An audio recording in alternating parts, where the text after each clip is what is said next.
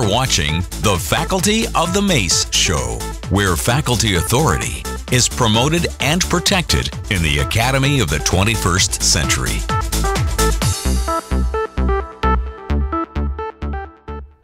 Welcome to episode 5, the magic headcount formula. What is it, and how does it explain higher education management? In this episode, we look at the magic headcount formula and the important behavior that it predicts. That is the triad of managing recruitment, retention, and reentries in higher education. What's magic about it? Well, we can use it to predict many behaviors that we observe in higher education management. It helps us to understand them. Let's start out by defining the variable N. N counts the academic time periods. They could be quarters, semesters, or years. Let's use in our example N to mean quarters. And let's put up here on the screen an example where you can see that there are 4 quarters in an academic year. And for the first quarter, N equals 1. For the second quarter, N equals 2, and so on. Our problem is to figure out we're approaching a new term, and we want to look at our beginning headcount. How should we initialize that number?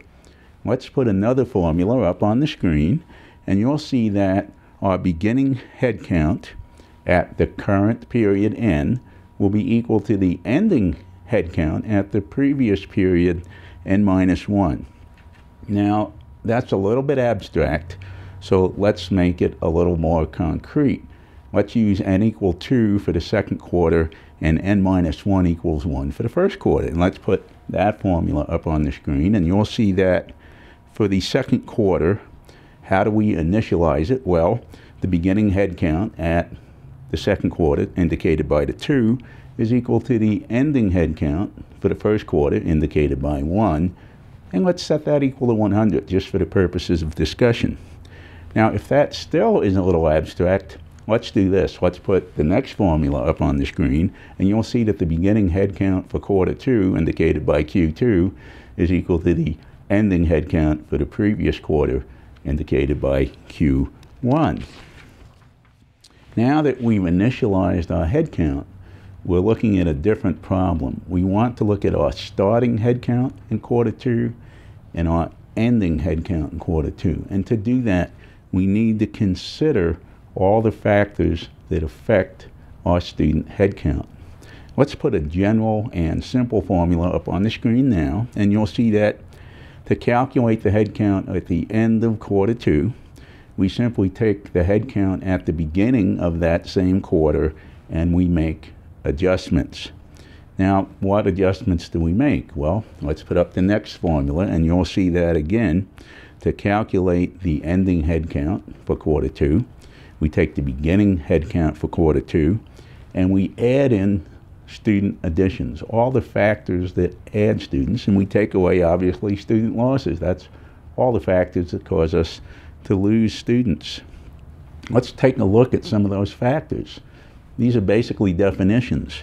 And if you see this formula, you'll see that total student additions is equal to starts plus reentries. Starts are students who are starting their studies for the very first time. They're newly enrolled students.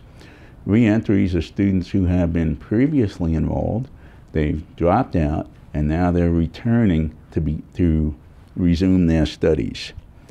Now, let's take a look at starts. There are several kinds of starts.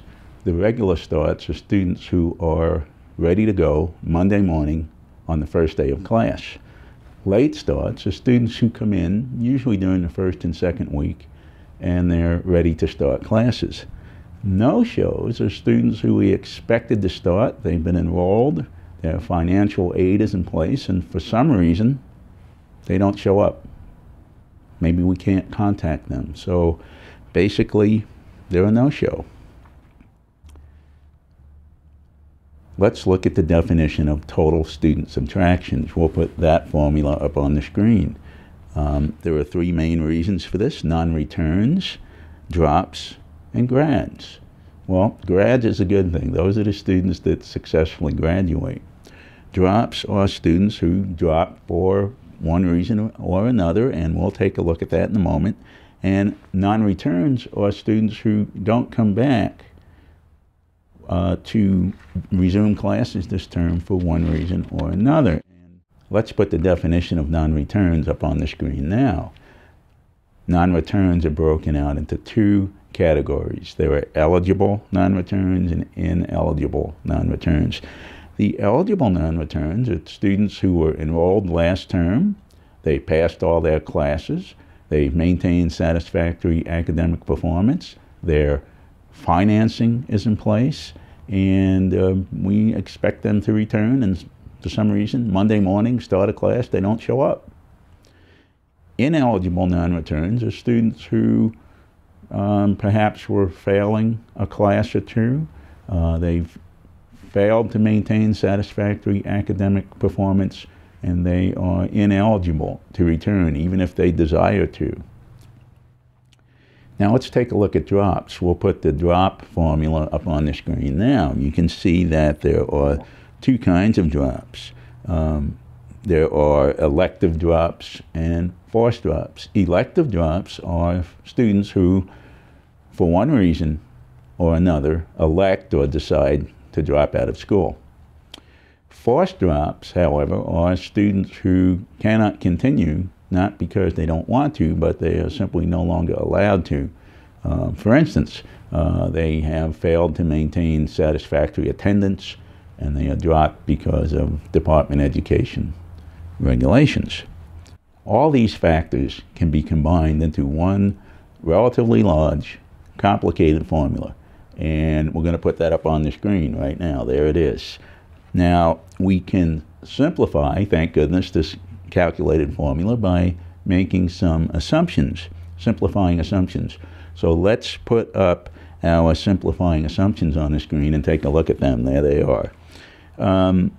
Adds is equal to starts plus reentries. So we're going to define a variable called adds that includes the way that we can add students.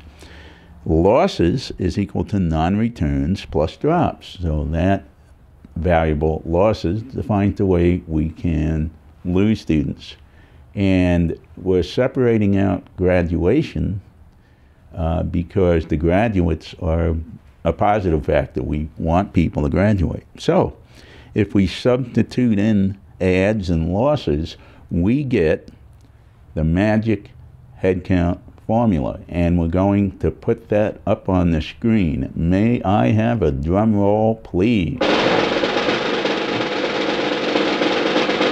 And there it is. Thank you. Thank you. Thank you. Thanks. That's the magic headcount formula. And that formula allows us to understand and predict many behaviors in educational management.